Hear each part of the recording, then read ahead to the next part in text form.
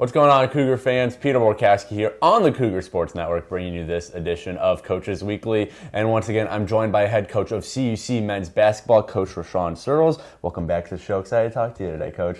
How you doing? Good. Well, it was a record-breaking week for your team. On Wednesday night, you welcomed Greenville University to CUC, and you guys scored 119 points to beat them 119-117, the highest score by a men's basketball team in CUC history. And for you and your team, that had to feel pretty special to go in the record books in that way. So can you just kind of talk about, what the locker room was like after that, knowing about that record-setting performance?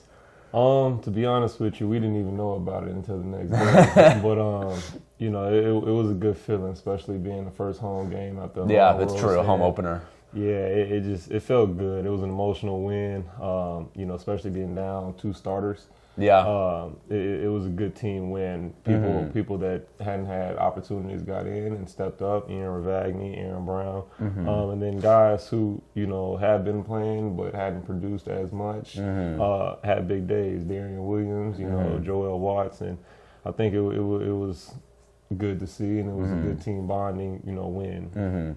And that's something I wanted to expand on a little bit is you had 6 guys set new career highs in points. Justin Greenlee, he was one of those 6 guys. He also had his first career double-double with 14 rebounds. And as a coach, that has to feel good to see. Like, it was such a complete team effort. It wasn't 2 guys scoring 30 points each. It was, you had 2 guys in the 20s, and then after that, it was just a full team effort to get to that 119. No, absolutely. I think that Greenville game really showed our guys what they're capable of as a team and individually. And I think it just shows that we are able to, produce at a high level. And so I just want that to be a consistent thing going forward.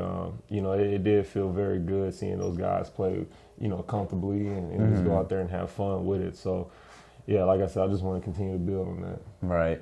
And something you mentioned, that post-game interview for that game, it was a close win, too. Despite scoring 119, you guys won just by 2 points. Greenville put up a really good fight at the end of that game. And that's something we talked about earlier in the season is, you guys lost your first 2 games by a combined 7 points, something like that. So that also had to be good to see from a coaching perspective is, hey, we're in another really tight game at the end, but this time you were able to pull through and come away with the win. No, absolutely. I think the focus was there towards the last part of the stretch. That was kind of our big emphasis in the timeout, in the end of the game situations where, 3 stops is going to come down to who wants it more, who's willing to go that extra, step to win this game. Last year, yeah. And if you look on that last possession specifically, Emmanuel Wilson, once he missed the free throw, we got back, he made sure to get that stop. And he was guarding like a madman, and that's what it's going to take. At the end of the day, you have to sell out on the offense and defensive end. And, I thought that he played, a great game. But, on that last couple possessions, he really stepped it up on the defensive end. Definitely. To be specific, yeah.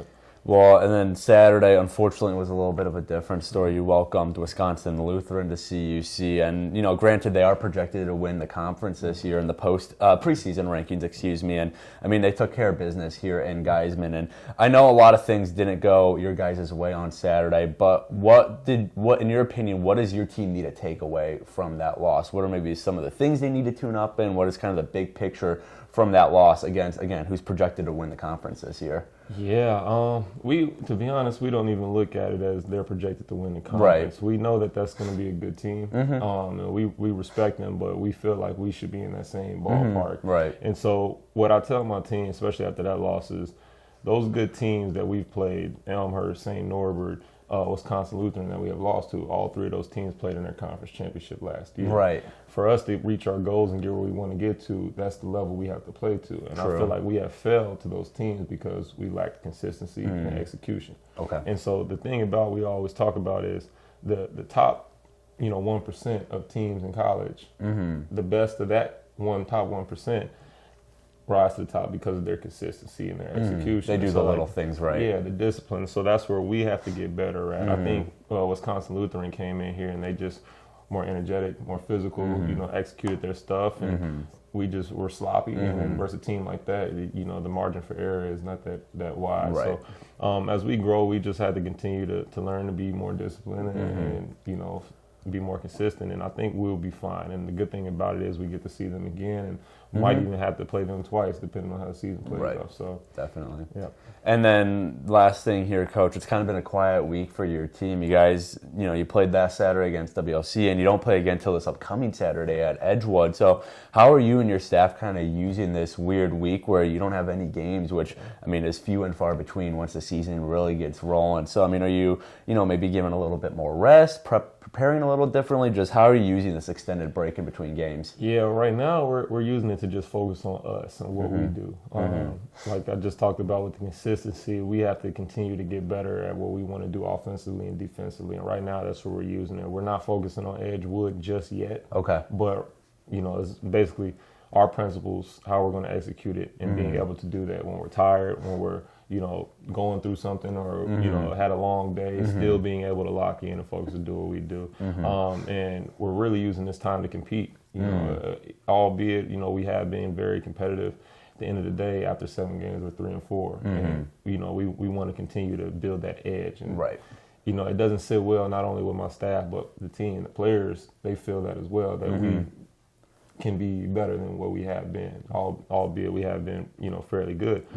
But right now they're using this time to just get after each other, and compete and just build and grow closer as a team. So, we're continuing to build. Definitely.